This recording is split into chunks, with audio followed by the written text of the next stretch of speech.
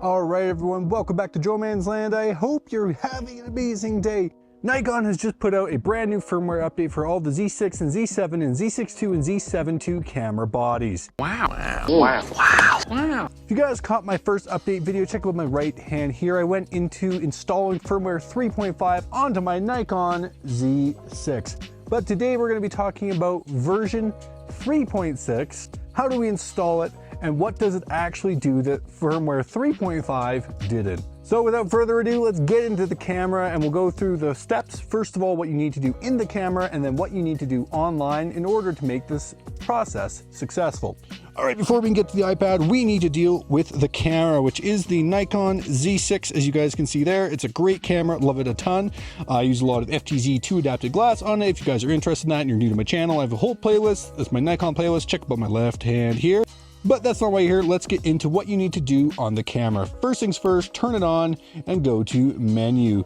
The first thing you're going to want to do when you're on the menu is go over to the far left side and click on the wrench, which is right here. Once here, you can see where it says format memory card. We're going to do that now. And it says all images on the memory card will be deleted. Okay, make sure you backed up whatever you had, but I have, so we're going to go ahead and do that. And that's it for the camera. Now all we're going to do is turn it off and we're going to pop out the CF Express card. Some people use XQD, I'm not one of them. If you were curious what kind of card it is, here it is. Now we're going to plug it into here. Let's go to step number 2. Step number 2 is taking the CF Express card reader and plugging it into whatever you're going to use for the download. In this case, I'm using a iPad Pro 11-inch with an M2 chip.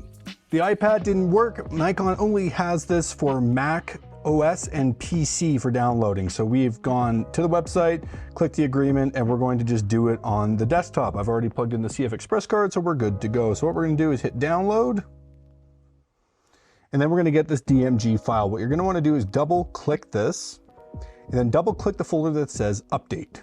Once we're here, we see a bin file. We are going to copy this. We're going to hit copy. Now what we're going to do is we're going to go over to our Z6 folder here, and we're going to just copy and paste it. That is it for putting it on the card. Now let's unplug it and let's get to installing it on the camera. All right, second or third, I can't remember the last step. It requires 2 things. Number 1, the card, and number 2, the camera. Let's put these 2 things together. All right, so what you're gonna wanna do first is pop open the CF Express card slot on the side of your camera. But let's seal this up and just keep in mind that if you have a Z6II or Z7II, your port might look a little bit different. All right, let's boot the camera up. Let's keep going down, down, down, down, down. So we go to here and then we hit firmware version. As we can see, it says 3.5. That's what we don't want. We want 3.6. We're not gonna hit done. We're gonna go to update. So once here we go update, and you can see it's gonna go from 3.5 to 3.6. We're going to click yes, and now it's going to install. This might take a couple minutes, so let's fast forward to the future and let's end this video with the Nikon Z6 on my tripod with this update installed. All right, everyone, well, I hope you enjoyed this video. Overall, I haven't really seen any big changes, at least for the Z6 with this firmware update. It's just adding that battery grip. Not something I'm going to buy. I like my Z6 being small, but I think the autofocus still is pretty snappy. It looks pretty good. Right now, you're seeing me through the Z6 at 4K, 24 frames in full manual with the FTZ2 adapter and the 50mm 1.4 G lens. I hope you guys found this installation video helpful. Please comment below if you've got any tips and tricks for others that might be wanting to install this. Please tell me as well, have you encountered any technical issues? Sometimes people have issues installing their firmwares.